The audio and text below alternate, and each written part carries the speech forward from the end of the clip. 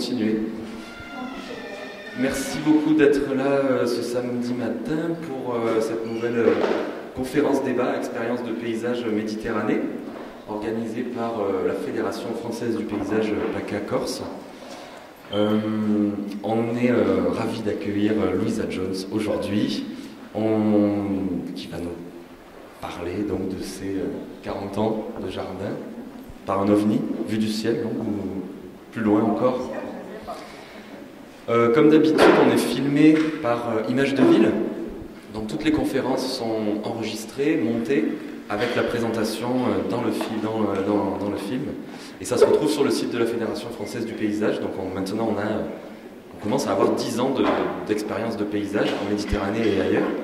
C'est un cycle qui a commencé à Paris il y a 10 ans et qui depuis 3-4 ans se déroule aussi à Marseille, peut-être qu'il va continuer à Bordeaux, donc voilà, c'est une affaire à suivre.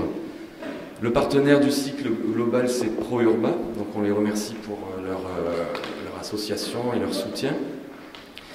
Et comme d'habitude depuis presque un an, on est accompagné par la librairie Limbernon du Corbusier à Marseille, qui nous propose les ouvrages de Louisa Jones et d'autres pour continuer les débats à la maison, et voilà.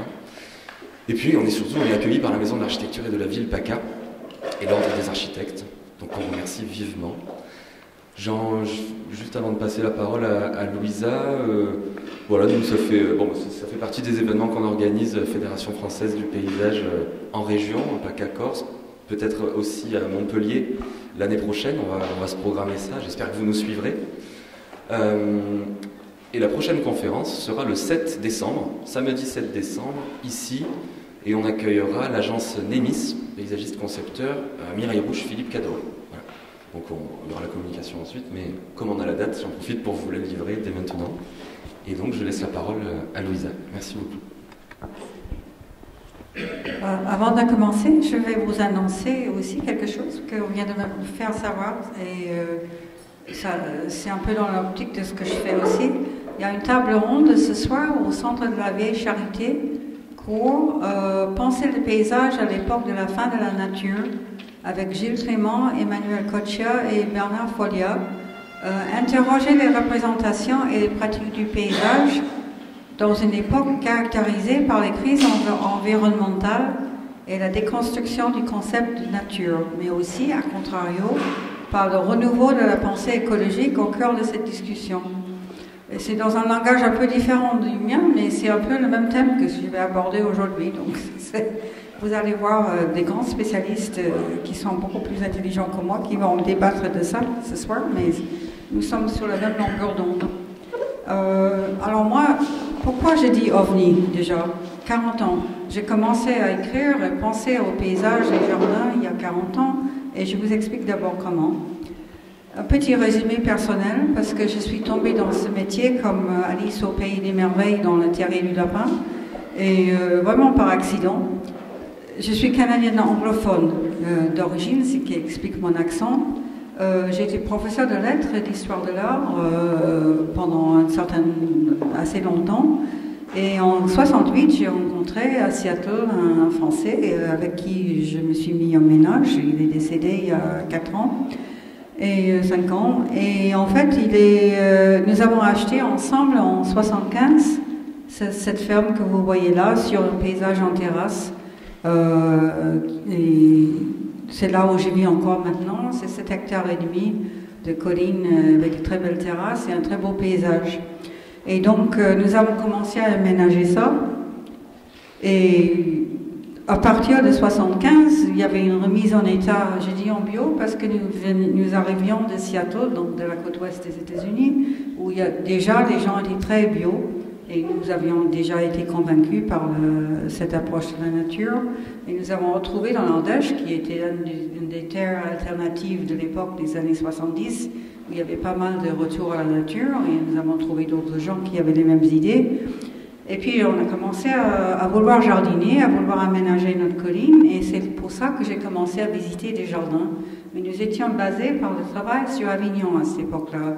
Donc j'ai travaillé mi-temps à ce moment-là, et nous faisions des cours pour les jeunes Américains à la faculté des lettres d'Avignon.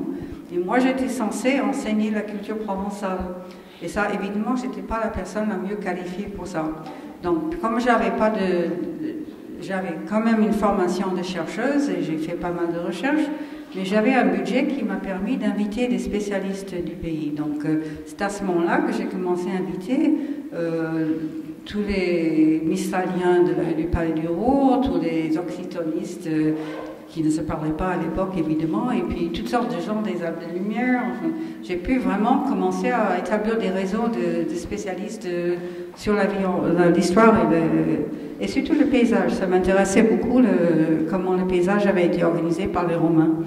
Et donc, j'ai fait ces recherches et pour le premier livre, j'ai visité à peu près 200 jardins. Mais à l'époque, tout le monde me disait qu'il n'y en avait pas. Donc, ça présentait certains problèmes. Et le premier livre, c'est celui-là, Jardin de Provence, en 92. Et depuis, j'ai fait une trentaine de livres sur les jardins français et surtout sur les jardins du Sud. Et en fait, comme je suis anglophone d'origine, j'ai écrit et publié beaucoup aussi aux États-Unis, en Grande-Bretagne, et je suis devenue, pour beaucoup d'anglophones, et en Australie aussi, l'interprète des jardins français à l'étranger, à l'étranger anglophone en tout cas. Alors au début, quand on me disait qu'il n'y avait pas de jardin en Provence, j'ai fait la connaissance de Vincent Motte, ce photographe qui malheureusement est décédé très jeune, avec qui j'ai fait 5 livres. Et je l'ai rencontré au vernissage de ce livre, Paysages et terrasses, que vous connaissez, j'espère, dont Sébastien Georgi, ici présent, est un des auteurs. Et c'est un livre qui m'a beaucoup influencé aussi. Et Vincent était surtout photographe de paysages.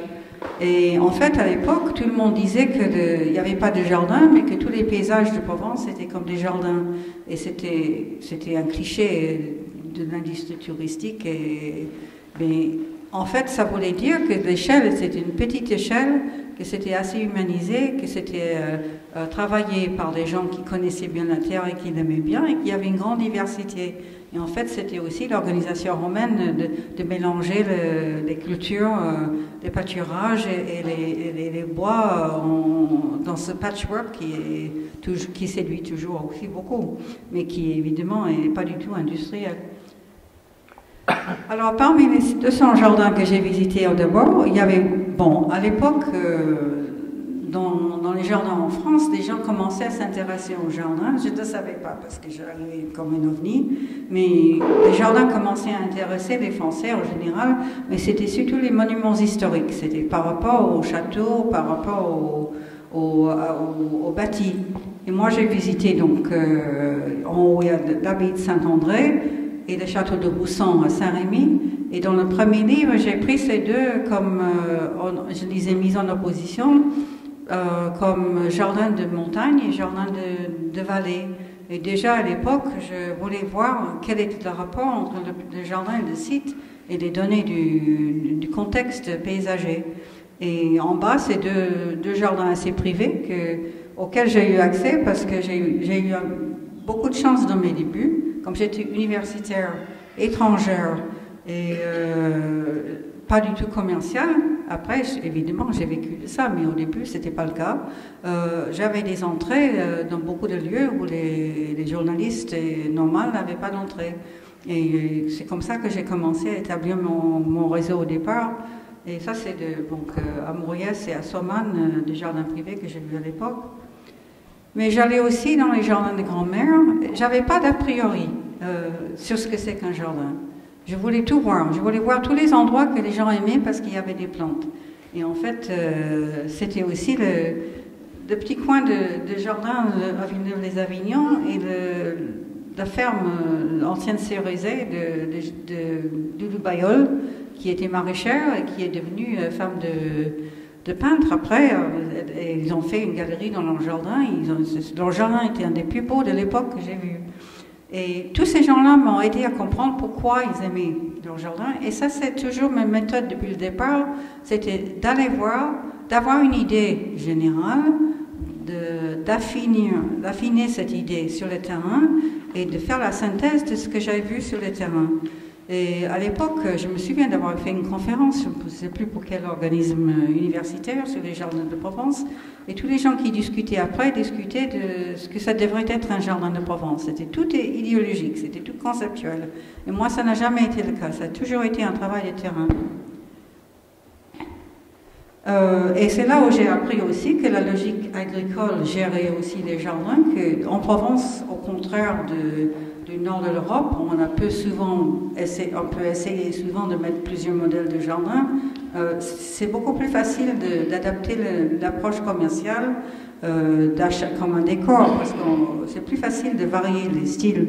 Mais dans le sud, on est vraiment sujet au climat.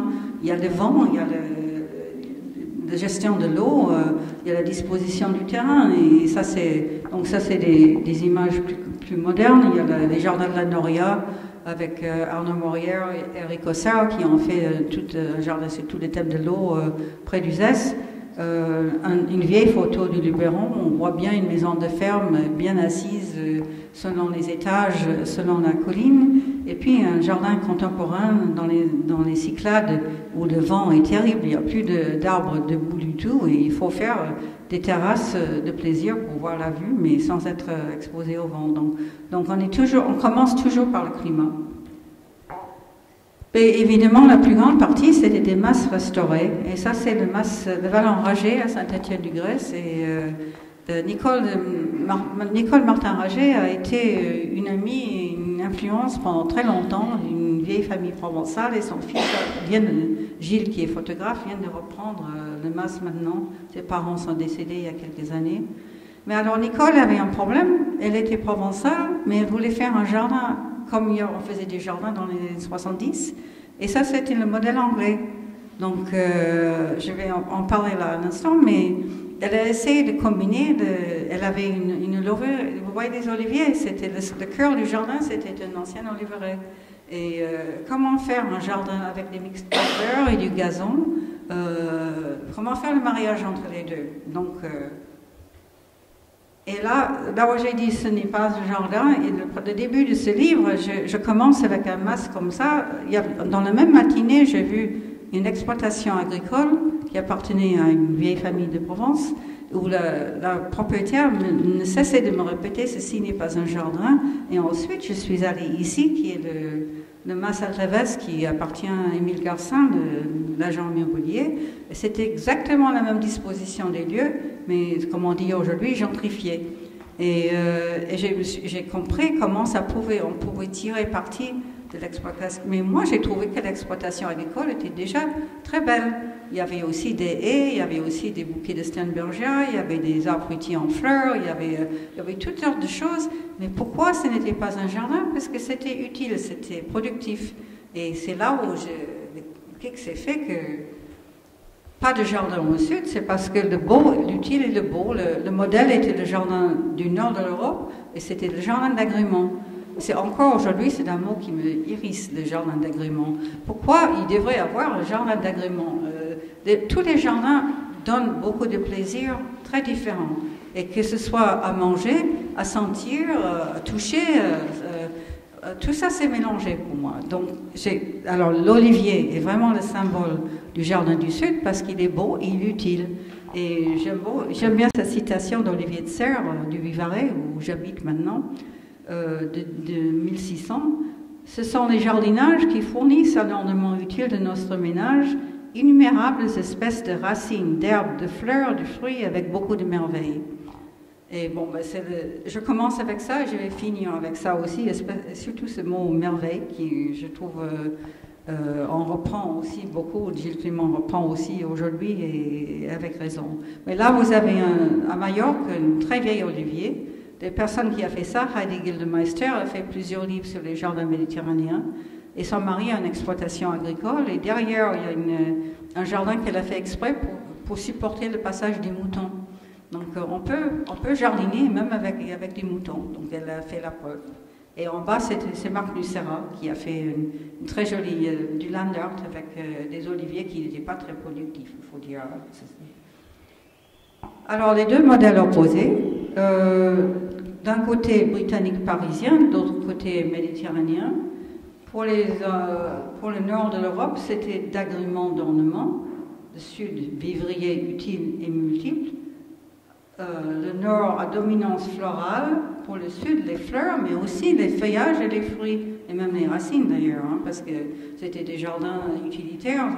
Et puis penser aux aromates, aux tisanes, tout ça, il n'y a pas de raison de ne penser qu'aux fleurs.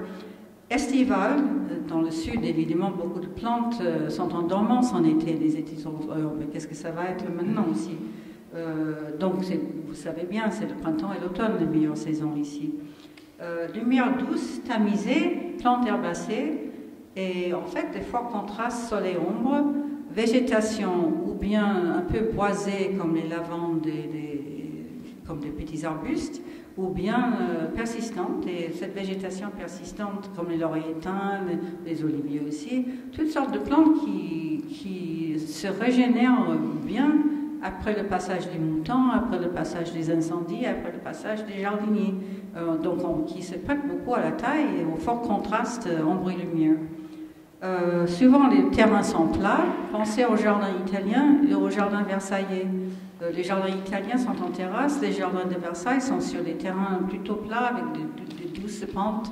Et ici, évidemment, tout est accidenté. C'est très rare d'avoir un jardin plat dans le sud. Et du coup, en Angleterre, par exemple, les jardins sont il y a un grand gazon, une allée de gazon avec des mixed borders de part et d'autre.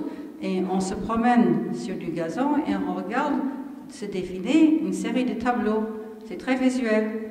Et le bon jardinier fait un agencement de fleurs, une succession de couleurs et de formes, et c'est contre un fond de haies ou de murs qui met en valeur les fleurs. Mais ça ne va pas du tout sur le terrain accidenté, et puis c'est ouvert au soleil de l'été, donc il faut avoir un toit l'été, il faut avoir des feuillages ou une treille ou quelque chose dans ce genre-là. Donc, visuel, série de tableaux et autour du gazon.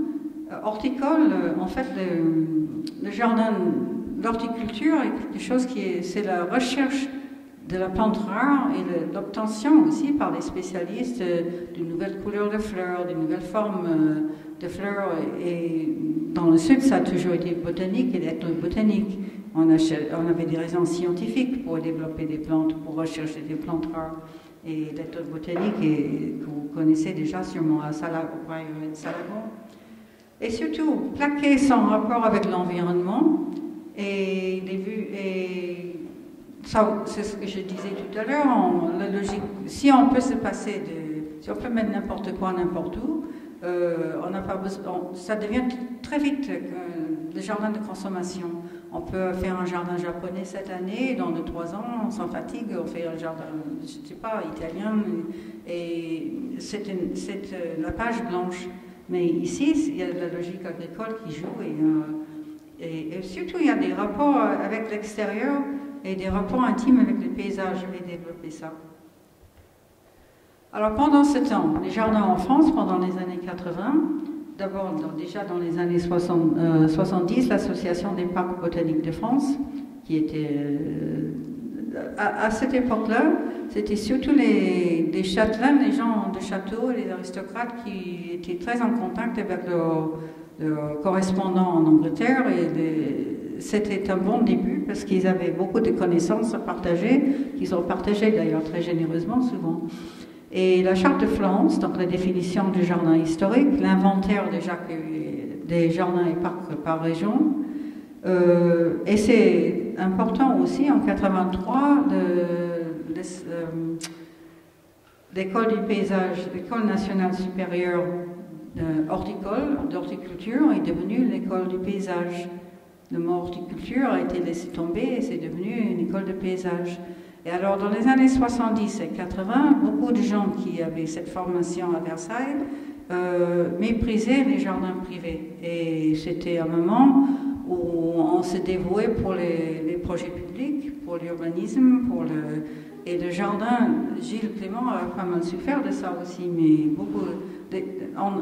faire les jardins privés, c'était vu comme bourgeois, rétrograde, passéiste, et pas du tout. Il y avait évidemment un élément politique là-dedans aussi. Hein. C'était pour les gens aisés, c'était pas. Mais petit à petit, évidemment, les jardins sont devenus le désir, le plaisir de toutes les classes sociales et dont beaucoup ne font toujours pas appel d'ailleurs à des paysagistes, comme vous le savez. Mais voilà, il y a une séparation des spécialistes de jardin et des spécialistes de paysage assez forte à ce moment-là. Et en même temps, pour les amateurs de plantes, il y a des fêtes des plantes qui ont commencé. Là aussi, c'est dans un château, le château de Courson, qui est maintenant à Chantilly. Et Gilles Clément a commencé comme étant toujours un peu lui-même, mais pas dans une tendance dominante. Il a commencé l'atelier à Comte et le travail sur le parc Citroën. Et je crois pouvoir dire que maintenant, à l'extérieur de la France, s'il y a un paysagiste qui est très connu, c'est Gilles Clément, et c'est surtout pour son travail au parc Citroën, ce qui était un peu triste, parce que dans l'état où il est en ce moment, il est vraiment très mal entretenu, mais c'est pour beaucoup d'étrangers vraiment un chef-d'œuvre du paysage. Alors, Nicole de Vézian, dont je vais parler encore aussi, elle a commencé à travailler aussi, elle a fait en 10 ans son jardin à Beaulieu, qui a encore beaucoup d'influence. Et puis le tourisme de jardin aussi, qui a beaucoup commencé à ce moment-là, d'abord par certains guides, la route des fleurs, ensuite des associations, et puis visiter un jardin en France. Et puis ça aussi, c'était d'abord les demeures historiques et les vieilles maisons françaises. Alors, je vais vous parler de 2 publications, 2 magazines que j'ai eu le plaisir d'avoir chez moi et qui m'ont beaucoup éclairé. D'abord, le Jardin du Cheminot. Le Jardin du Cheminot, c'est un numéro spécial qui a été fait en 1993 pour raconter les débuts de cette revue et de l'association des Jardins du Cheminot qui existait depuis 50 ans. Et ils font plusieurs articles dans ce magazine qui font le résumé des jardins en France depuis 50 ans. Et je regrette de ne pas pouvoir vous donner plus de détails parce que c'est vraiment passionnant de décennie par décennie. De première fois qu'ils ont fait une rubrique fleurs dans les années 50 et l'idée du retour des prisonniers de guerre. Enfin, il y a beaucoup de détails intéressants. Mais surtout pour les années 80, ils ont cette phrase « Qui n'a pas osé son jardin à l'anglaise en 85 ?» Et puis, c'est surtout les légumes qui disparaissent naturellement après la guerre. C'était comme le retour du pain blanc. On voulait se libérer des contraintes de la guerre. C'était normal, c'était naturel. Mais après les fleurs, ordre et propreté, on déteste le jardin d'autrefois. Rentabilité, performance, efficacité, vogue des persistants, des cèdres, des ifs, des cyprès, des faux cyprès, des sapins, des thuyas, des forsythias, des berberis aussi, cotonéaster, bruyères, des choses vraiment inchangeables, enfin qui restent, et on n'a pas besoin de s'occuper beaucoup. Et puis cette phrase que j'ai relevée, faire plier la nature. Bon, on reconnaît les 30 glorieuses, hein, on reconnaît l'agriculture industrielle, la commercialisation des choses. Mais après, je dis, le jardin du Cheminot ne défendait pas ça. Hein, il racontait ce qu'ils observaient et ensuite il passait aussi dans les années 90, comme on va parler dans un instant. 80, j'ai aussi eu cette revue que mon mari a trouvée chez le marchand de journaux, l'Opposition, le numéro spécial de Sauvage, le jardin modèle de gestion du monde. Et je dois vous donner quelques citations quand même. Un jardin biologique n'est pas seulement un endroit où on ne pollue pas, c'est aussi un lieu où l'on cherche à vivre en bonne intelligence avec des milliers d'espèces vivantes. En 80, hein. Ça, on l'écrirait aujourd'hui. Et puis, ça, c'est Claude Aubert, qui a été un des fondateurs de la revue des 4 saisons, hein, qui est aussi du Centre Terre Vivante, et qui est un agronome admirable. Et Pierre Liotagui, qui est un de mes héros aussi, qui a été l'ethnobotaniste, qui a commencé cette discipline au Prairies de Salagon. Dans ce jardin, c'est son jardin idéal, hein, On diversifie à l'extrême, on mélange, on associe, on recherche la juste place de l'herbe sauvage.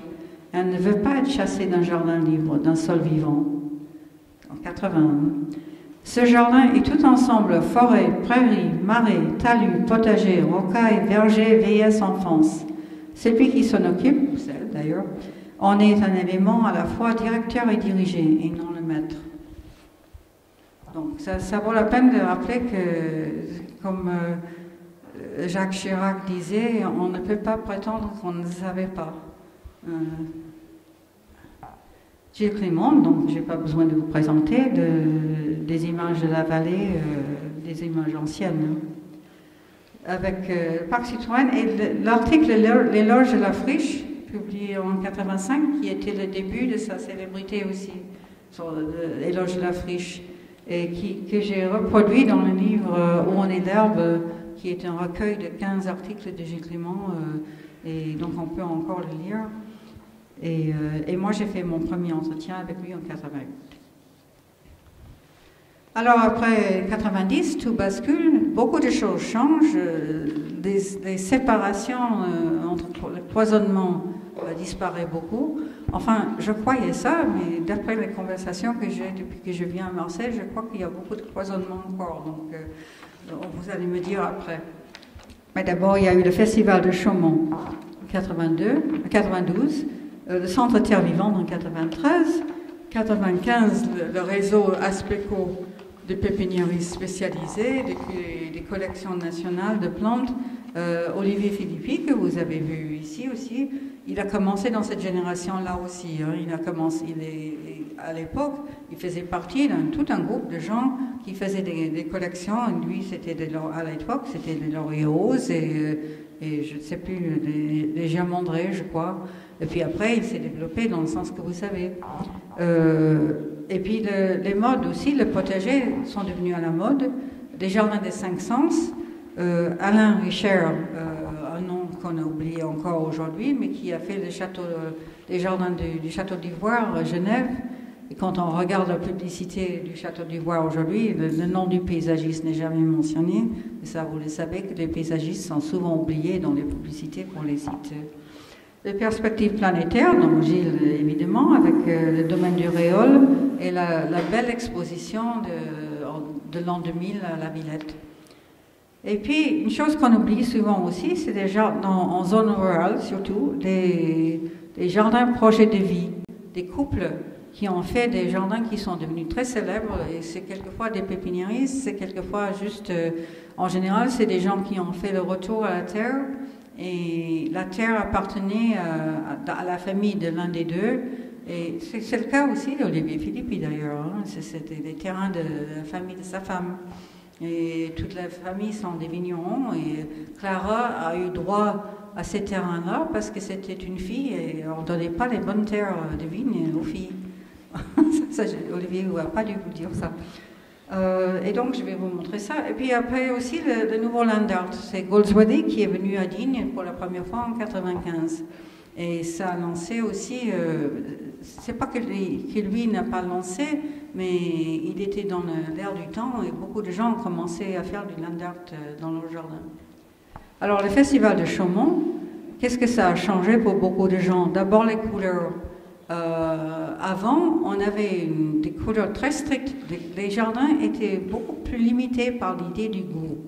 Et il fallait, les couleurs rouges et jaunes étaient de très mauvais goût. On ne pouvait pas avoir des fleurs rouges et jaunes dans son jardin, sinon ça faisait vraiment mauvais. Et en Provence, il y avait deux écoles, j'ai écrit un article dans Le Monde à ce sujet à l'époque. Il y avait les couleurs beiges, de pastel, qui étaient très distinguées, et c'était les gens de la mode qui faisaient la promotion de ces couleurs-là. Et il y avait des étrangers, surtout des Britanniques, qui célébraient des couleurs très, très vives. Et ça, c'était parce que c'était des couleurs de vacances. C'était comme le vin rosé. C'était comme on venait en Provence et on faisait la fête et on se permettait des vulgarités qu'on ne se permettrait pas chez soi. Et il y avait Terence Conran, et enfin, il y avait beaucoup d'Anglais qui faisaient enfin, c'était deux images complètement différentes du pays. C'était intéressant. Mais Chaumont a cassé tous ces tabous-là. Et surtout, c'est Éric Ossard qui a fait la cour de la ferme. Et déjà à Blois, Éric et Arnaud, ils avaient mis des légumes dans les plantations de ville, sur les ronds-points. Enfin, il n'y avait pas de ronds-points, mais sur les jardins publics. Ils mélangeaient beaucoup d'annuels très vifs de couleurs et des légumes. Et ils faisaient ce qui est devenu, ce qu'on appelait à l'époque, le nouveau fleurissement. Et on oublie peut-être maintenant qu'à Chaumont, à l'époque, il y avait des cours de formation pour les jardiniers de ville. Il y avait pas mal de jardiniers qui venaient des villes de toute la France apprendre à faire ce nouveau fleurissement dans les parcs publics. Et c'était souvent par rapport au jardin de la ferme, et ce style très vif et très... Ça donnait beaucoup de vie au lieu public qui était très terne. Et surtout, je crois, tout ce que je vous raconte là, c'est des histoires de mouvement. C'est des histoires de prendre des choses très statiques et de leur donner de la vie. Et ça, c'était une façon de le faire. Aussi, je ne vais pas parler de chaque image, mais c'était aussi très international. Il y a le jardin indien, il y a le jardin argentin, il y avait tout ce côté international, et Chaumont a aidé avec ça aussi. Le potager change de look. Je crois que c'est ce week-end qu'il y a à Saint-Jean-de-Beauregard d'ailleurs. De Villandry, là, vous voyez bien le côté statique est fermé. Toutes les géométries sont fermées, on est enfermé là-dedans. Et ça ne bouge pas. Et si on prend un légume, il faut le remplacer tout de suite pour qu'on ne voit pas qu'il y a un trou. Et puis à droite, il y a le Beauregard, et c'est tout à fait autre chose. Et ça peut bouger, et puis on voit l'évolution des choses. On voit les légumes qui évoluent. Et puis il y a aussi les jardins ce qu'on appelait ouvriers, ils sont devenus des jardins familiaux dans les villes, qui commençaient à avoir des listes d'attente. Ça a repris, après avoir été abandonné longtemps, on commençait à... Tout le monde voulait... Ça, c'est Ivry, le fort d'Ivry, c'est un des plus beaux, à mon avis. Alors, moi, j'ai fait 2 livres sur les potagers. J'ai fait, enfin, plusieurs, mais ces deux-là, et ça, celui de gauche, il a été complètement perdu à cause du titre, à mon avis, parce que l'éditeur Albin Michel a choisi ce titre, Au vert pays des jardins potagers, qui est un non-sens total, qui n'a plus rien. Moi, je voulais dire potager de France. J'ai pas le choix des titres souvent. Hein. C'est pas l'auteur a son mot à dire, mais pas décisif. Alors, mais je me suis beaucoup amusée à faire ce livre. Il y a des paysagistes et des chefs de cuisine et beaucoup de gens intéressants là-dedans. Et puis à droite, c'était Saveurs du potager. C'était un livre avec un cuisinier, mon premier livre avec un cuisinier qui cultivait lui-même ses légumes. Et maintenant, c'est devenu une grande mode, mais c'était un des premiers. Alors les jardins de couple dont je parlais tout à l'heure, peut-être un des meilleurs, c'est le jardin de l'Albarède, commencé en 90 par le couple Lapouge, que vous retrouvez dans leur nom sur la liste des livres aux éditions Terre Vivante. Tous les ans, ils publient des livres, et surtout Brigitte a fait pendant très longtemps la rubrique Jardin dans les 4 saisons. Et leur jardin à eux est une merveille. Et c'est une œuvre d'amour qui date depuis cette époque-là. Et puis d'autres, Berchigrange en Lorraine, c'est un des grands jardins de France aussi. Jardin Plume à côté du Rouen, malheureusement je ne sais pas ce qui leur arrive en ce moment. Et puis les Sambuc, près du Vigan. Ce sont des jardins qui ont beaucoup publié dans les publications du monde entier, hein, mais c'est des jardins très courageux par un couple qui ont souvent fait d'abord des chèvres de l'agriculture, de petite agriculture, et puis ils sont venus à faire de très beaux jardins. Le Land Art International, Goldsworthy en 95 à Digne, si vous ne connaissez pas, il y a tout le musée de Gassendi de Digne, les parcours artistiques de Digne, ça vaut vraiment le coup d'y aller. Tous les ans, il y a du nouveau, et puis il y a du land art exceptionnel. Vous aurez d'autres exemples là. Et puis à droite, c'est un jardinier du Mont Ventoux qui a imité Goldsworthy chez lui.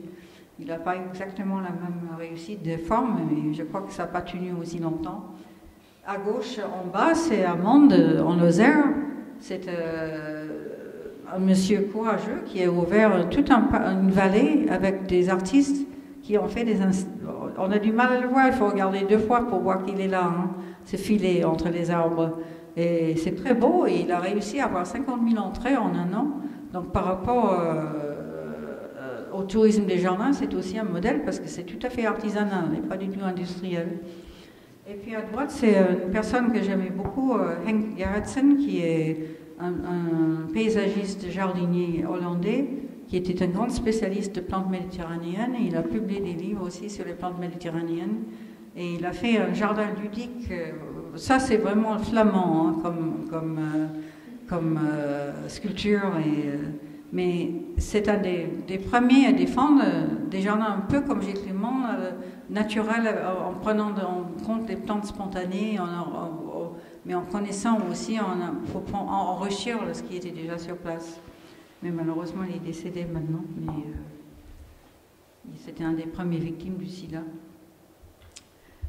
Alors moi, j'ai voulu faire un livre. À la fin des années 90, j'avais dans l'idée de faire un livre qui aurait été appelé, comme titre, Jardin pour une petite planète. Et je voulais faire des jardins, entre guillemets, naturels. Et j'avais visité, même aux États-Unis, en Hollande, et aucun éditeur n'a voulu le faire. Parce qu'on m'a dit, les jardins naturels, d'abord, c'est pas très photogénique, hein, ça dérangeait les photographes parce que c'est pas bien ordonné. Et puis, bon, maintenant, il y a des photographes qui sont spécialisés là-dedans. Et que c'était terne et que c'était trop moralisant et que personne ne s'intéresserait à ça. Et en plus, j'étais très intriguée par le fait que partout où je voyais des jardins naturels, il y avait du land art. Alors je me disais, pourquoi est-ce que les gens qui font des jardins naturels, ils mettent des œuvres d'art? Quel est le déclic qui fait que ça va toujours ensemble? Alors je vais vous parler de ça un peu plus. Mais à la place de ce livre-là, j'ai fait Nouveau jardin de campagne. Et c'était très amusant aussi. Il y avait des jardins de grand-mère, il y avait des jardins de toit parisiens de Camille Müller qui étaient inspirés par sa grand-mère alsacienne. Il y avait des réseaux aspicots, c'est-à-dire des pépiniéristes. Il y avait le moulin normand d'Alain Richer. Corti au ciel, c'était un jardin merveilleux d'Arnaud et Eric La Roseraie de Berthier, qui est un des jardins de couple un peu aussi. Ballon de Villaret, celui que je viens de vous montrer. Le Prieuré d'Orsan, qui est célèbre terrassant avec Kathleen Gustafsson. Et finalement, les domaines du Réol et Chaumont. Donc, ça, c'était un de mes favoris. Les tendances jardin français dès 2000. Alors, ça, c'est un des livres qui est encore disponible. Là, on a visité un jardin où j'ai choisi de faire 10 thèmes différents pour visiter, comme on ne visite pas un jardin formel, comme on visite un jardin naturel, comme on visite un jardin de grand-mère, etc. J'ai trouvé que les gens souvent n'aiment pas les jardins parce qu'ils y vont avec des a priori par rapport au genre de jardin que c'est. Que si vous allez à Erignac et vous vous plaignez qu'il n'y a pas de fleurs, alors c'est que vous avez mal compris de ce que c'est qu'Erignac. Donc c'est pour aider à comprendre les genres différents. Alors là, pour commencer cette dernière partie, je suis associée au parc naturel régional des Monts d'Ardèche. Et ils vont commencer à se lancer à faire un inventaire et une journée jardin. Et on a eu un premier rendez-vous en janvier de cette année pour décider comment on allait aborder ça, des tables rondes, sur quel thème, etc. Et la personne qui a pris les notes de la réunion n'était pas du tout formée dans les jardins. Et voilà la liste qu'elle a rédigée à la fin qui résume les conclusions de la discussion que nous avons eue, qui a duré à peu près 3 heures. Et je trouvais que c'était assez bien fait. C'était le jardin et le reflet de la société. Quand on parle de jardin, on parle de tous les jardins, donc pas d'agrément, merci. Le jardin représente le rapport entre une personne et un lieu. Ça, c'est du pur Gilles Clément, hein, déjà de l'importance du jardinier. Quand Chaumont a commencé, Jean-Paul Pijat m'a dit à cette époque-là, il m'a dit, nous et Gilles Clément, même combat. Et moi, j'ai répété ça à Gilles, il a dit non, absolument pas, parce que pour lui, un jardin de festival, il n'y a pas ce rapport entre le jardinier et sa terre. Et il avait raison, de son point de vue à lui, le jardin des festivals n'est pas un vrai jardin dans ce sens-là, parce que pour lui c'est primordial toujours le rapport entre le jardinier et la terre. Le jardin est une ressource territoriale, ça on le voit de plus en plus, les agriculteurs, il y a beaucoup de gens maintenant qui font, en plus d'une chambre d'hôte, aussi un jardin à visiter, et ça devient des réseaux qui s'installent un peu partout. Acte de création à la base, le jardin est un lieu de sensibilisation sur les questions environnementales, un lieu de connaissance. Et hier soir, nous avons parlé beaucoup du fait que les gens oublient la nature. C'était quoi le titre là, en finir avec la nature. Et c'est vrai que les jardins sont un moyen pédagogique de plus en plus par rapport à la connaissance de la nature. Et finalement, le jardin, c'est un acte politique, c'est résister sans militer. Ça aussi, c'est du Gilles Clémence, mais c'est aussi du Pierre Rabhi. Pierre Rabhi habite aussi cette région. Hein. Il est donc le jardin comme un acte politique, ça se développe aussi pas mal. Mes 2 livres avec Gilles Clément, donc avec La Martinière et Actes Sud, une écologie humaniste. Je pense que tout ce que je vous présente ici ce matin aussi, c'est aussi un plaidoyer pour une écologie humaniste. Et l'autre, c'est celui dont je vous avais parlé, avec les 15 articles commentés qui présentent toute la carrière de Gilles.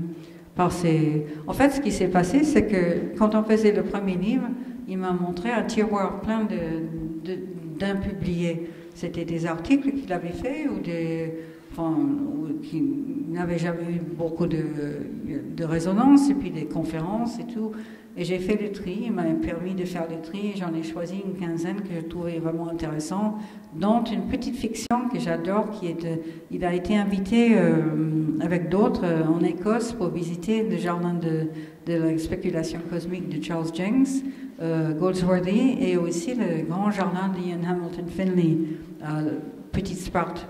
Et il décrit ces 3 jardins qui ont eu beaucoup d'influence un peu partout dans le monde, et Gilles a décrit un personnage fictif qui visite ces jardins, et c'est très satirique et très amusant. C'est dans l'esprit du roman qu'il a publié il y a 2 ans maintenant.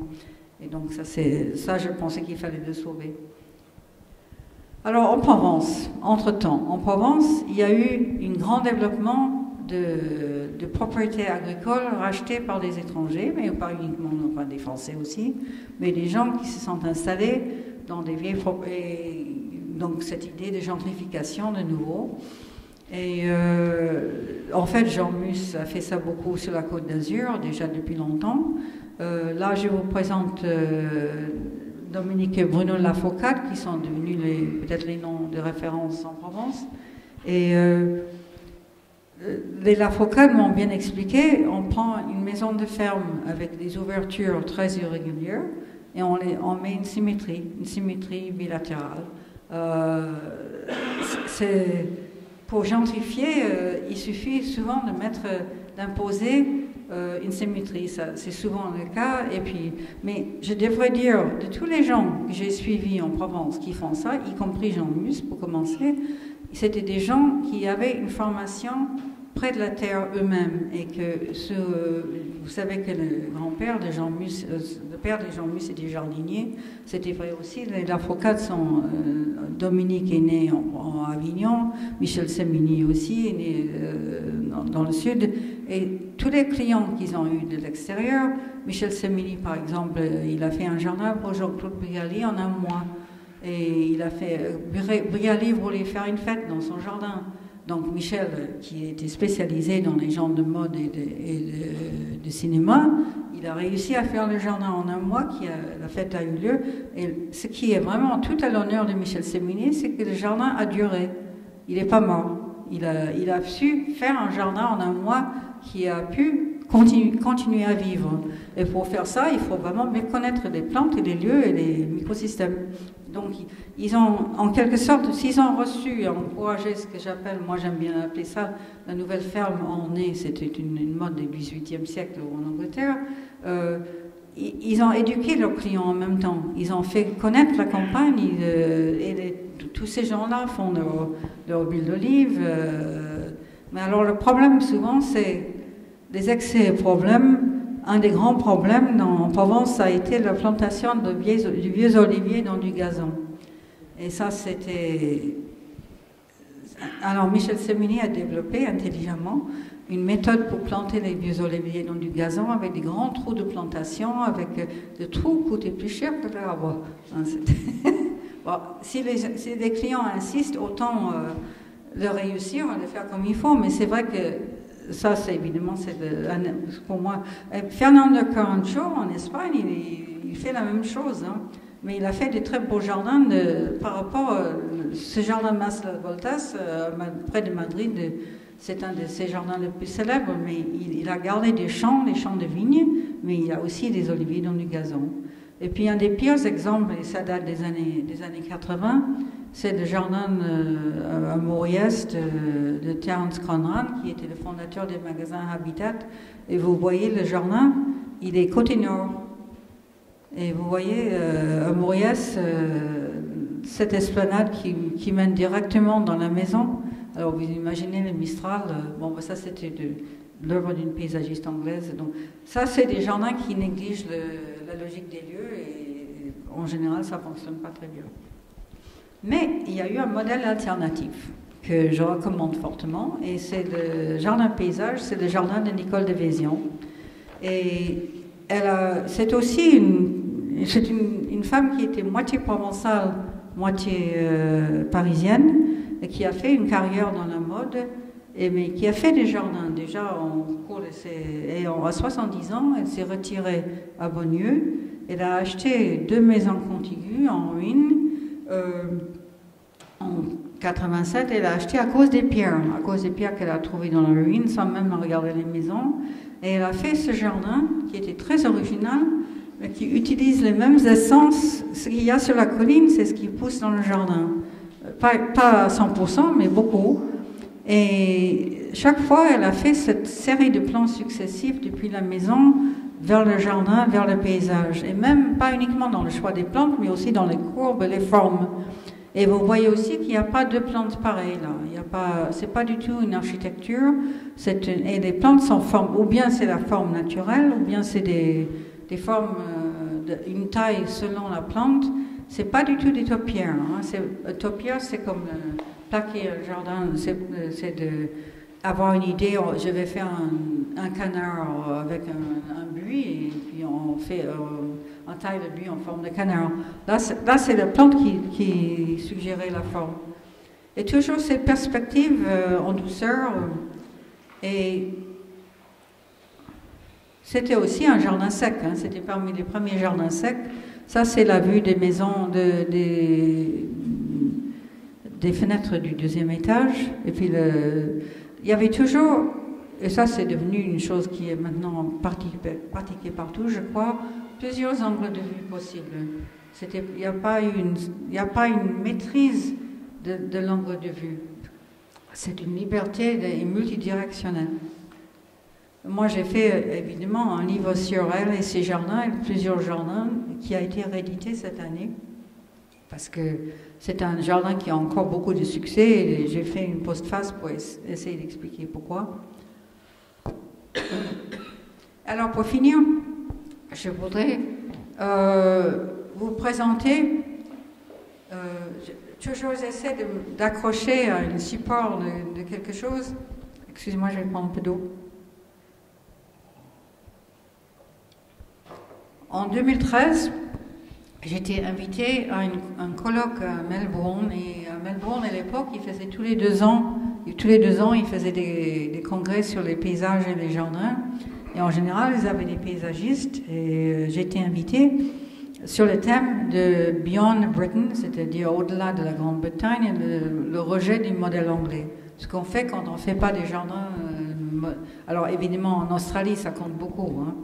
Et il y avait Aniket Bhagwat est venu de Mumbai, il y avait un japonais, il y avait Juan Grimm du Chili, il y avait Raymond Jungles de Floride qui était un élève et un ami de Burle Marx.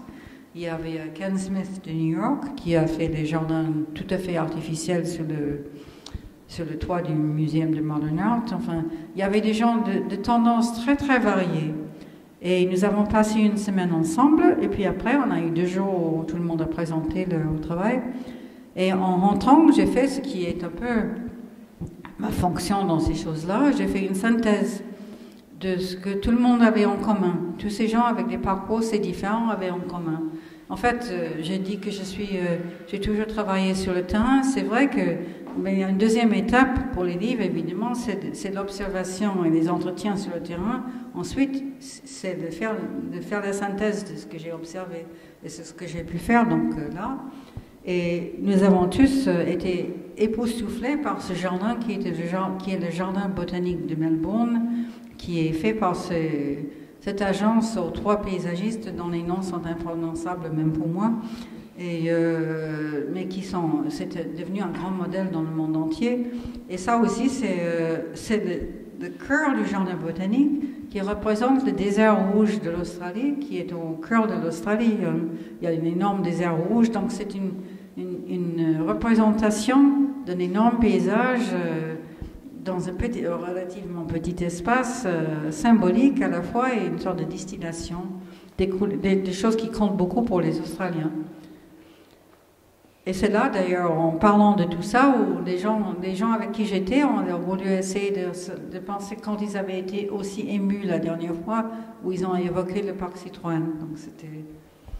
Alors, je vais vous donner 4 tendances que j'ai remarquées pendant tous ces gens-là.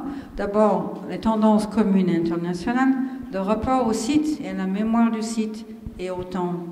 La mise en valeur, voire mise en scène des données existantes, les expositions, les microclimats, la géomorphologie, les variations saisonnières, tout ce que je vous ai évoqué depuis le début de cette conférence d'ailleurs, mais aussi les matériaux et les artisanats vernaculaires.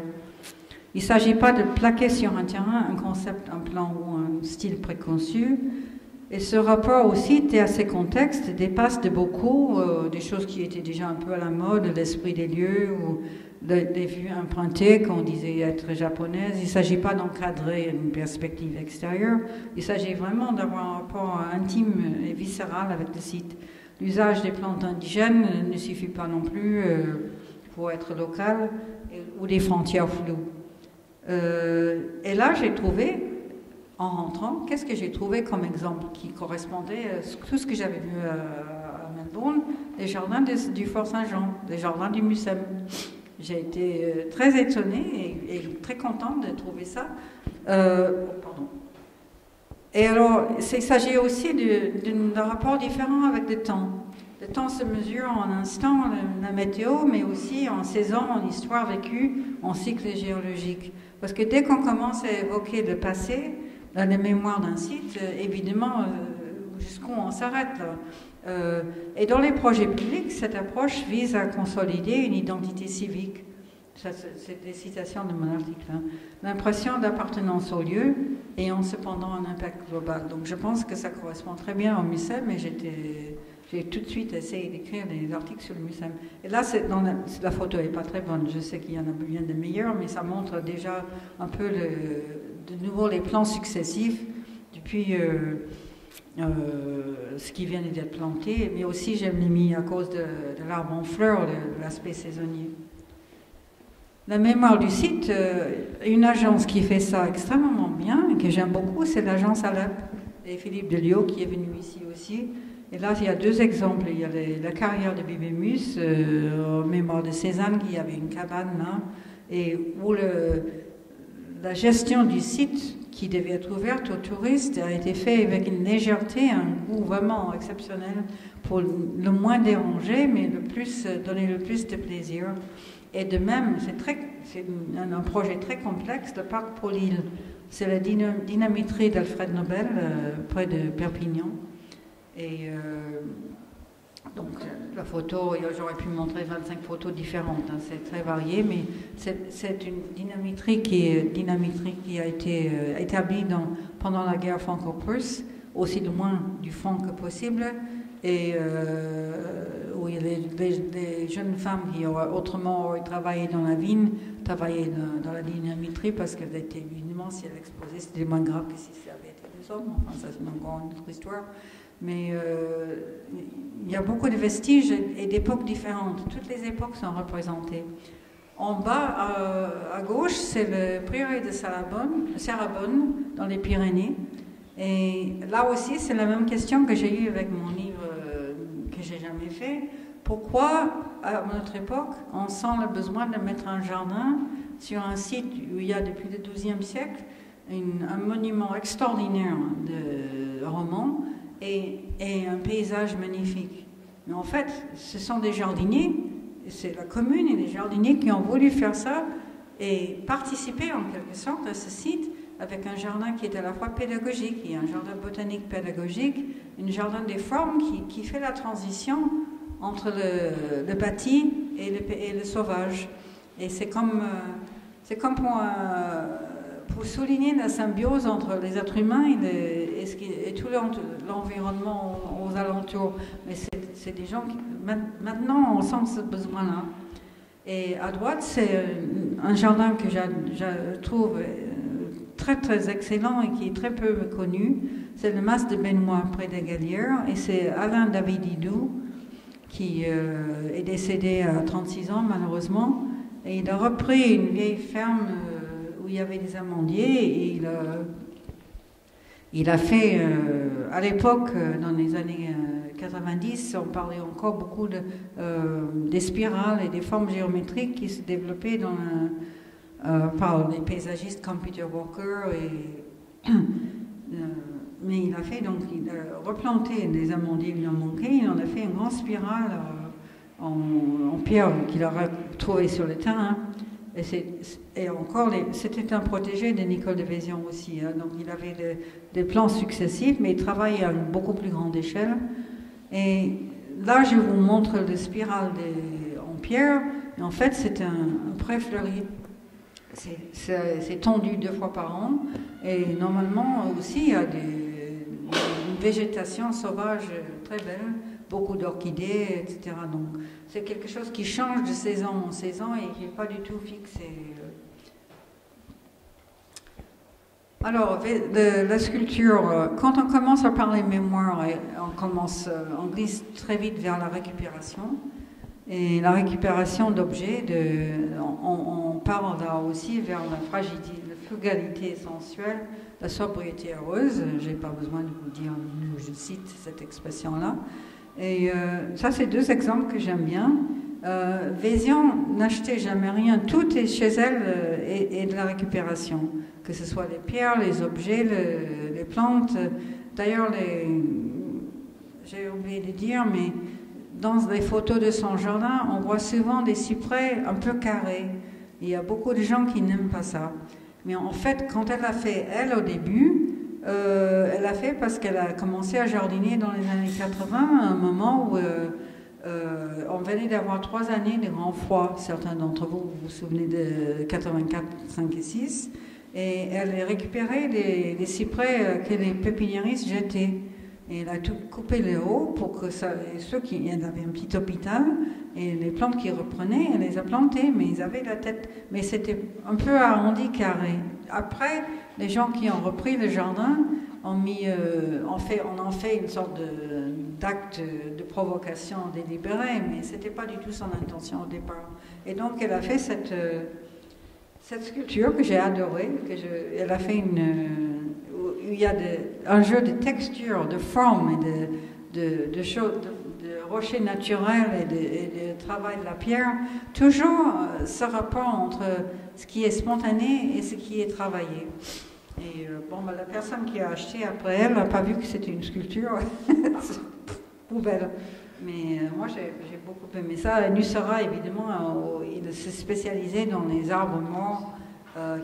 Alors, une chose à remarquer dans ces 2 exemples qui est vraiment important, c'est que les objets en eux-mêmes ne sont rien. Hein. C'est pas du tout les objets, c'est pas des sculptures dans le sens qu'on va dans une galerie, on achète une sculpture et on trouve un endroit où le placer au jardin. C'est le rapport entre le contexte et l'objet qui crée l'œuvre d'art là.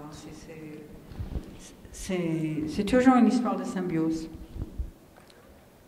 Alors le paysage et le jardin, ça va ensemble avec ce que je viens de dire.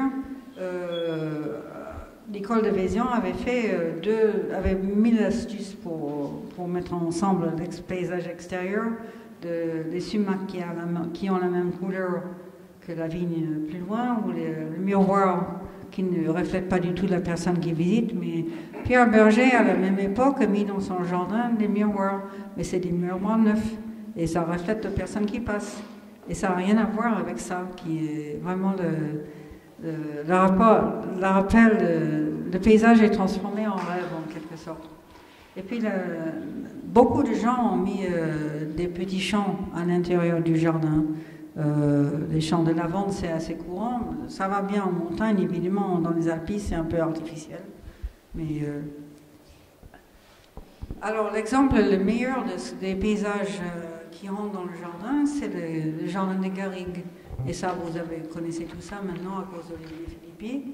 C'est la création Philippi qui, je vous rappelle, étudie les plantes dans leur habitat naturel et qui décide, qui observe les conditions dans lesquelles les plantes sont heureuses et puis recrée ces conditions dans les jardins. Et voilà, c'est deux exemples différents. Le jardin des Philippi est sur la droite. Le jardin à gauche, c'est un jardin à Villefranche-sur-Mer de James Passon, que je crois qu'il va venir vous parler aussi il n'y a pas longtemps. Et ça, c'est l'année de la création du jardin. Donc, c'est pas encore. On voit bien l'artisanat du mur, et on voit bien les plantations, mais après, ça devient beaucoup plus souple, mais aussi avec les plans successifs vers la mer plus loin. Et alors, on arrive au paysage jardinier. À ce moment-là, au lieu de recréer un paysage à l'intérieur, on prend simplement un bout de paysage et on le jardine. Et là, mais on l'enrichit. En bas, à gauche, c'est Nicole de Vézian, pas à la Louve, mais dans un autre jardin, un de ses premiers jardins. Elle a simplement pris un bout de bois, elle a ouvert les vues vers la lointaine, et elle a gardé les rochers moussus surtout.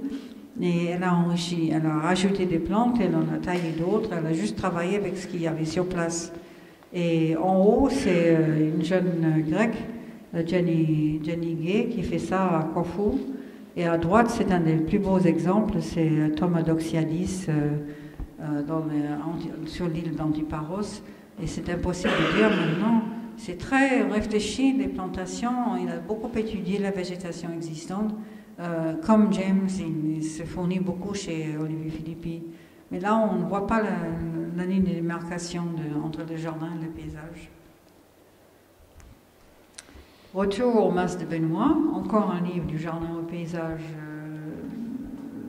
et avec le Mas de Benoît sur la couverture. De nouveau, les plans successifs, et c'est assez difficile à savoir là où il y a eu des plantations, où il y a eu des choses existantes travaillées et des choses existantes pas travaillées.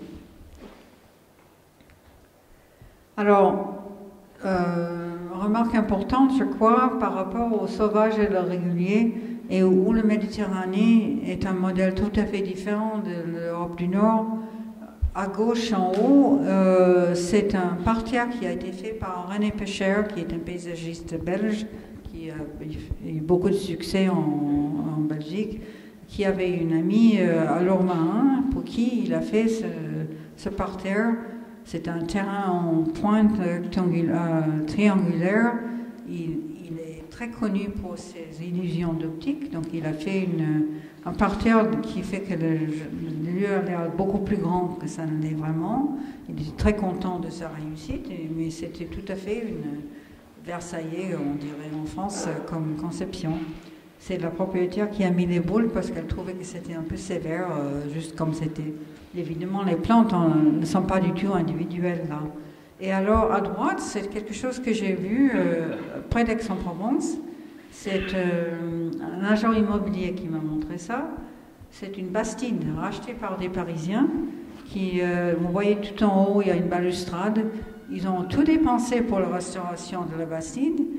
Ils n'avaient pas d'argent pour le jardin, mais on leur avait dit qu'il fallait avoir un jardinier écossais parce que c'était très coté, les jardiniers écossais.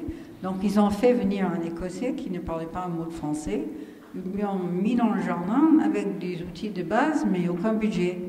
Lui, il a trouvé une colline complètement envahie par des lauriers-thym, des genêts, et il a taillé. Il a fait ce qu'il appelait, lui, des formes.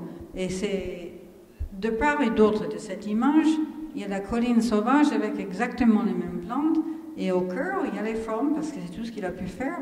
Et c'est là où j'ai vraiment compris qu'en fait, il n'y a pas cette opposition dans le sud entre le jardin formel et le jardin naturel, parce que c'est les mêmes plantes.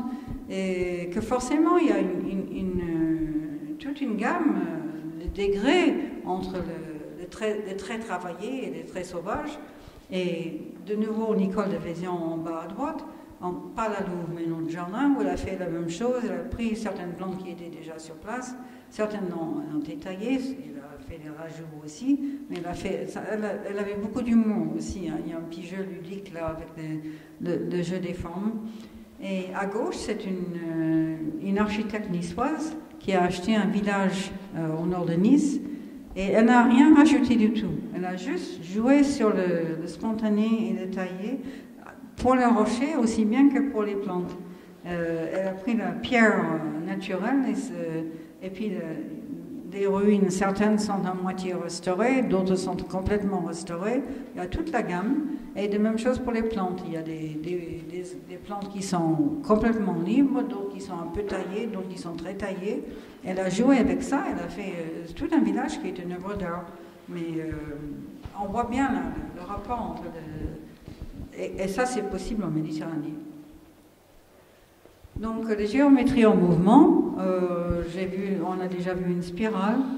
Dépasser également aussi les oppositions fatiguées entre culture et nature, artificielle et naturelle, formelle et romantique. Fini ces contrastes trop faciles entre un bâti minimaliste, c'était un grand mot au début. Là aussi, ça vient de Peter Walker, des Américains. Et une végétation foisonnante. Mais c'est encore à la grande mode en Grande-Bretagne, on fait du bâti minimaliste, et puis la nature est censée... Et chez nous, c'est Rousseau qui nous a donné ça. Rousseau qui a cru que la courbe, c'est naturel, la ligne droite, c'est artificiel. La courbe, c'est romantique, la ligne droite, c'est versaillais, c'est humain, et les humains et la nature sont en opposition. Mais là, on dépasse tout ça. Et on dépasse aussi cette idée de faire des jardins, il y a ce mot horrible en anglais qui s'appelle naturalistic. On fait un jardin naturalistique, c'est-à-dire on enlève tout, on plante, on donne l'illusion du sauvage. C'est une mode encore en Angleterre. J'ai vu un article dans un dernier numéro de Garden Design, comment faire un pré fleuri. On enlève tout, on passe du Roundup, on tue tout ce qui existe déjà sur place. Ensuite, on plante et on fait l'illusion d'une presse. Donc, je crois qu'en général, j'espère que ça commence à disparaître. Aujourd'hui, donc, des lignes et des géométries asymétriques, ouvertes plutôt que fermées, toujours en évolution. Cette idée de mouvement, des jeux saisonniers, même momentanés, d'eau, de lumière, de vent, multidirectionnels et visibles de points de vue multiples. Et l'exemple de Fernando Concho à Madrid, il a toujours son gazon, malheureusement, mais enfin, il joue beaucoup avec beaucoup d'esprit, souvent aussi avec des formes géométriques. Et puis de nouveau, alors Mas de Benoît, c'est un champ de lavande en triangle, et on commence à marcher à un bout, et au fur et à mesure qu'on avance, on regarde vers l'obélisque au fond, et la vue change, et petit à petit, le village des Gallières qui devient visible. Alors ça, ce genre-là, je l'ai montré à Dan Pearson, un anglais, à Karen Shaw, un américain, Rick Hag, à beaucoup de paysagistes connus. Ils adorent ce jardin. Tous les grands paysagistes sont très impressionnés. Alors quand j'ai l'occasion de le montrer, c'est toujours dans les mêmes mains des gens qui l'ont commandé. Et c'est pas ouvert au public, mais on peut prendre rendez-vous et essayer de le voir. On peut organiser des visites, mais ça vaut vraiment la peine de le voir. Alors, d'accord. Plus d'opposition non plus entre art et artisanat, le vernaculaire, géométrie humaine naturelle, jamais. C'est parce que si on admet la géométrie comme étant à la fois naturelle et humaine, on n'a plus besoin de faire des choses très rigides et très strictes. On peut admettre des formes toujours invariables et individuelles. Et donc, ça, c'est Andy Goldsworthy qui travaille à Digne toujours, dans une maison de ferme où Il avait l'intention de faire complètement autre chose, mais sur place, il a trouvé cette pierre calcaire avec une ligne blanche. C'est naturel, c'est pas lui qui l'a fait. Alors il a choisi les pierres pour pouvoir reconstituer le mur avec des lignes blanches. C'est très beau. Donc 2 livres plus récents, Nouvelle Nature, les jardins de l'exemple languedocien. C'est là où je parle beaucoup d'idées de friches et de garrigues, le rapport entre la friche de Gilles Clément et la garrigue d'Olivier Philippi, et puis art paysager de Méditerranée qu'on ne trouve plus que sur Internet, malheureusement, sinon il y en aurait là, et ça c'est toute l'histoire du vernaculaire récupéré par des artistes contemporains.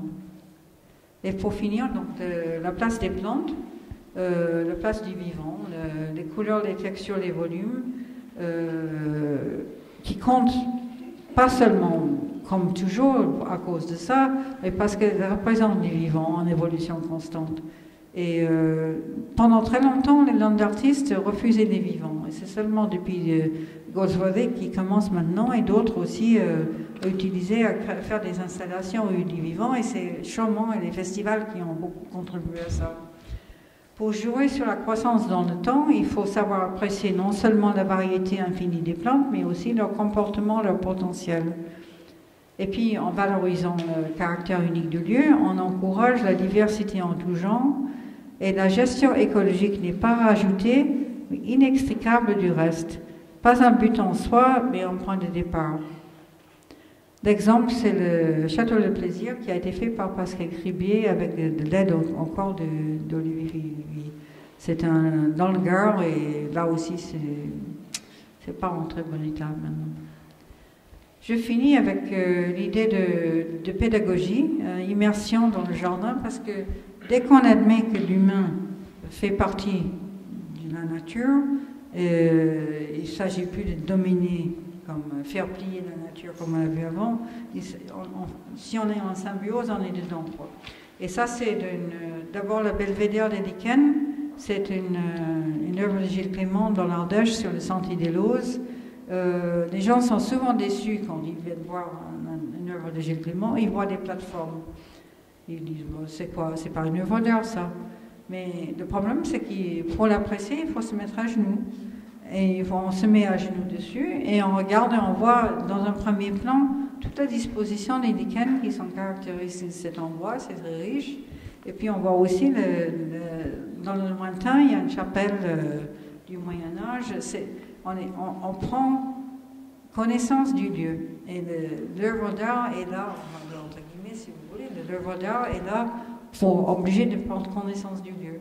Et les 2 autres photos, c'est des ateliers de stagiaires, d'élèves de l'école du paysage de Véronique Mur dans les Alpes de Haute-Provence. Vous voyez bien que c'est vraiment l'immersion pieds nus. Le modèle méditerranéen de l'écologie humaniste et de la diversité, c'est le dernier livre que j'ai fait. Il serait temps de remettre à l'honneur le jardin méditerranéen qui permet de bien vivre en harmonie avec la terre, sans décor factice ni consommation effrénée. Né d'une vieille logique paysanne de la terre, il est frugal, productif, multi-usage, multisensoriel et séduisant en toutes saisons. Aujourd'hui, il devient facilement écologique, créatif et participatif. Et surtout, il continue à pratiquer un partenariat entre l'homme et la terre qui perdure en Méditerranée déjà depuis des millénaires. Et je prends l'occasion pour vous annoncer, je viens d'avoir un mail la semaine dernière annonçant cette nouvelle formation qui aura lieu au domaine du Réole, je crois aussi en Mussem, et au Prairie de Salagon. Et Pierre Liatagui en fait partie, Véronique Mur en fait partie. J'aime beaucoup la formation. Ils disent jardiner le paysage. Ils disent pas le jardin méditerranéen, ils disent jardiner le paysage. Donc c'est vraiment tout à fait dans l'optique actuelle. Et puis le sauvage en symbiose, c'est aussi l'art en montagne. C'est la ligne du partage des eaux où Gilles Clément a fait il y a 2 ans cette tour à eau qui récupère l'eau du ciel, même au mois d'août, même quand il fait très sec. Et c'est des techniques qu'il a étudiées en Amérique du Sud et en Afrique. Et en fait, l'eau qui est récupérée part d'une part vers l'Atlantique et de l'autre part vers la Méditerranée. Et toutes les œuvres sur cette ligne sont des œuvres qui célèbrent ce partage des eaux. Donc ça représente bien tout ce que je viens de parler. Donc, je ne vais pas revenir tout ça. Dernière image, le sens général de cette histoire, c'est Isabelle Stengers qui a dit ça dans la préface à un livre, Les champignons de la fin du monde, que je vous recommande vivement, par une anthropologue américaine, sino-américaine, sur la possibilité de vivre dans les ruines du capitalisme. Il s'agit aujourd'hui de partager l'art d'observer et de raconter des histoires dont les humains ne sont pas au centre, mais où ils jouent pas non plus forcément le rôle d'intrus contre lesquels la nature devrait être protégée.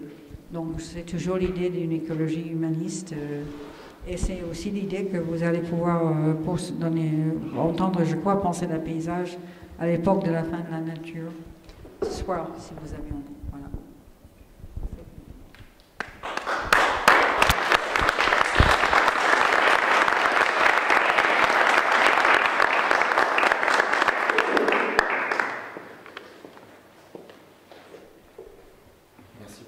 Je crois qu'on on a plein d'endroits à visiter, je pense, maintenant. Avec tous, on s'y croisera peut-être. On partagera les notes aussi. Non, mais il y a beaucoup de... Enfin, en tout cas, pour un ovni, vous avez beaucoup atterri dans plein d'endroits. Donc ça va, c'est assez ancré quand même. Est-ce qu'il y a une première question, des réactions, des réflexions? Moi, j'avais peut-être une...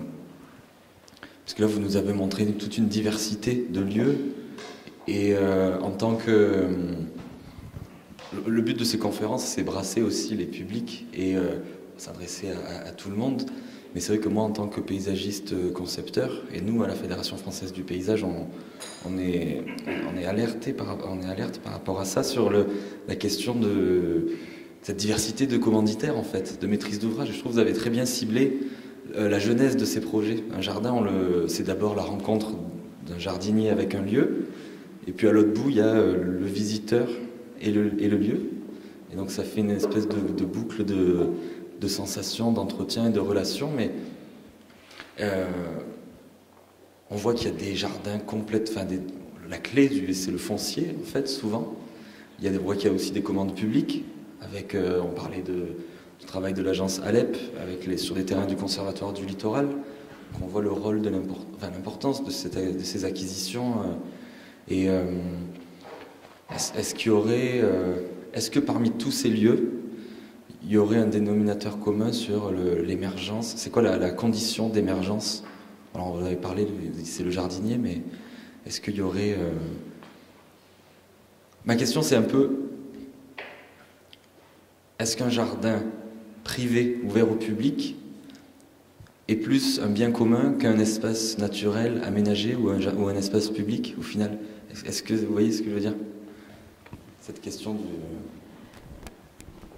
Je ne sais pas si je comprends, mais j'ai toujours voulu éviter les définitions exclusives. Tout est possible et tout est bien. Les jardins privés ouverts au public, ça apporte une chose. Le problème actuel a été, par exemple, par rapport à la ligne du partage des eaux, il y a un livre qui a été publié où moi j'ai essayé de répondre à la question, dans des lieux si magnifiques, pourquoi faire une œuvre d'art? Est-ce que c'est un peu ça la question? Non. Oui, c'est une partie. C'est comment est-ce qu'on fait? Est-ce qu'on fait du jardin dans un espace naturel? Ou est-ce qu'on s'arrête? Ou est-ce qu'on décide de l'intervention? Ça dépend du lieu et des personnes. Mais maintenant, je crois que l'intervention humaine si nous vivons en symbiose avec la nature, on a le droit de faire de la taille. Il y a eu, je crois que j'ai raconté ça hier soir, mais à un certain moment, il y a une personne qui a voulu faire une thèse sur Gilles Clément. Et Gilles, qui ne lit jamais rien de ce qui est écrit sur lui, nous a mis en contact. Et moi, j'ai lu la thèse Enfin, j'ai discuté avec la personne et j'ai vu qu'elle était très critique. Elle voulait dire, en fait, elle a publié un article dans une revue importante, internationale, où elle a dit que Gilles Clément était un faux écologiste.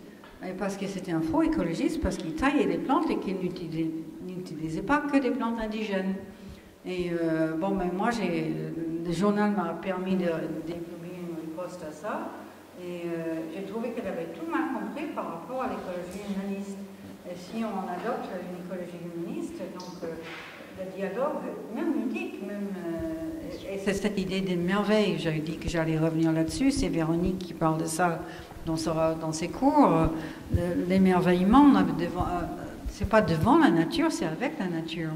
Il y a des jardiniers qui découvrent, qui jouent, Enfin, Hank Gerritsen il parlait toujours de jouer avec la nature, playing with nature. Et la jeune femme grecque là, qui a fait à Corfou, quand elle a commencé avec ce site, c'était complètement envahi de ronces et de smilax qui étouffaient tout. Et si elle n'avait pas intervenu en tant que paysagiste, c'était la mort du paysage. Et c'est elle qui a sauvé la diversité parce qu'elle a enlevé tout ce qui étouffait le reste. Elle a ouvert le paysage de nouveau, comme beaucoup de gens ici. Nous aussi, chez nous, on a dû enlever des pins, éviter que le pin maritime colonise toute la colline. Et donc, oui, il y a quelquefois même nécessité et urgence de l'intervention humaine. Mais ça, vous le savez déjà tout ça. Est-ce qu'il y a des questions pour enchaîner?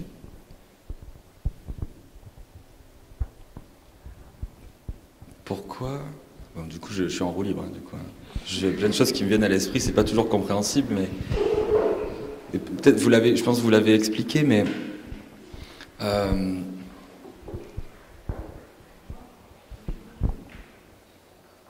il y a les questions biographiques, mais pourquoi la Méditerranée en fait?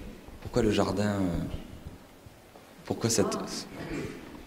D'abord parce que, par le hasard de la vie, mais j'ai découvert tout de suite, le premier livre, que la Méditerranée avait justement ce modèle de jardin multiple qui ne faisait pas la séparation entre l'utile et le beau. Et le beau tout seul me paraissait stérile. C'était d'une activité humaine et urgente. C'est par rapport à justement ce partenariat. C'était pas une dominance. Et ça m'a toujours intéressé. C'était depuis le début. Et puis maintenant, j'ai appris, grâce à Olivier, et aussi, il y avait James Aronson qui a publié un livre merveilleux c'était un chercheur au CNRS à Montpellier dans la cellule écologie évolutive. Il est retourné aux États-Unis maintenant. Mais lui et ses collègues ont publié un livre sur la biodiversité en Méditerranée, et que j'ai essayé de faire traduire en français. Ils l'ont fait en anglais parce qu'ils étaient obligés apparemment chez Oxford, et c'est disponible. Et moi je veux bien, j'ai un exemplaire aussi sur ordinateur, et je veux bien l'envoyer à qui le veut, même si c'est illégal, parce que c'est vraiment très très riche. Et c'était évident pour eux que la biodiversité en Méditerranée est 10 fois ce que c'est dans l'Europe du Nord, et que c'est pas uniquement dû aux accidents du climat, c'est dû à l'activité humaine aussi. C'est une des rares endroits, une des rares régions où l'activité humaine a aidé à augmenter la biodiversité par la petite polyculture familiale traditionnelle qui, évidemment, il y a eu beaucoup d'excès et de choses mauvaises aussi, mais quand même, le bilan est exceptionnel en Méditerranée. Donc c'est vraiment intéressant, je trouve.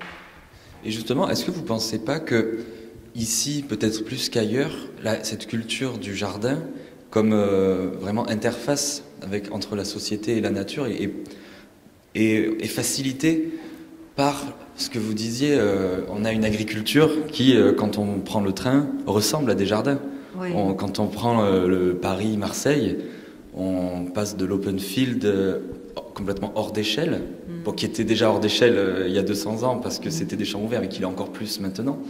Mais on s'imagine, on n'est pas du tout dans ces échelles-là d'immensité cultivée. Ouais. On n'est pas du tout dans des échelles non plus de bocage, même si le bocage à côté est un ensemble de jardins. Ouais. On est dans une mosaïque, et d'ailleurs, En géographie, on apprend les 3 structures agraires, c'est l'open field, le bocage, et la 3e, c'est les structures agraires méditerranéennes. Et dedans, il y a tout, quoi. Et il y a les restants, il y a les champs, et il y a la garrigue, et en fait, c'est notre vocabulaire de jardin serait en fait hérité de cette mosaïque agricole, et naturelle aussi, puisque quand on parlait de garrigue, une garrigue, c'est déjà à une échelle, avec des plantes plutôt à l'échelle du corps, qu'on peut appréhender, qu'on peut mesurer. On n'est pas du tout dans cette forêt cathédrale de 30 mètres de haut. Est-ce que vous pensez qu'il y a un lien d'héritage, de familiarité, du coup, d'échelle de ça? De paysage humanisé, peut-être, oui. Oui, je crois qu'il y a de tout ça. Je sais qu'on a aussi des points de désaccord que j'ai eu avec Gilles pendant des années, c'est sa définition du jardin comme étant un enclos. Ouais. Parce que dans les terrains accidentés que vous avez ici, il suffit d'une terrasse. On n'a pas besoin de faire un enclos. On a déjà une grande ouverture et en même temps une protection.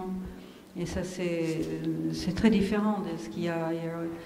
Là, ce que vous avez cité, ça vient de Brodel, je crois, non? C'est pas Fernand Brodel qui est... Oui, c'est ça. Oui. Et c'est humanisé.